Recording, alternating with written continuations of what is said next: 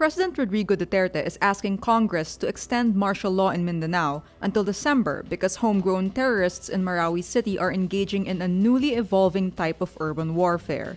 The House of Representatives releases a copy of Duterte's letter to Congress Wednesday. Duterte, in his letter dated Tuesday, said he is requesting Congress to extend martial law in Mindanao until December 31, after a thorough personal assessment of the situation in Marawi City and other parts of the region. Duterte said, quote, "Indeed, the crisis in Marawi City has introduced a newly evolving type of urban warfare.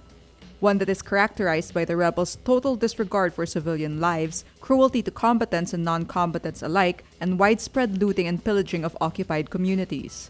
The president said he also considered the recommendations of Defense Secretary Delfin Lorenzana, Armed Forces of the Philippines Chief Eduardo Año, and Philippine National Police Chief Ronald De La Rosa. He declared martial law in Mindanao on May 23 after government troops clashed with members of the Maute and Abu Sayyaf terrorist groups in Marawi during operations against Abu Sayyaf leader Isnilon Hapilon. Duterte said the rebel groups took up arms for the purpose of removing Mindanao from its allegiance to the government.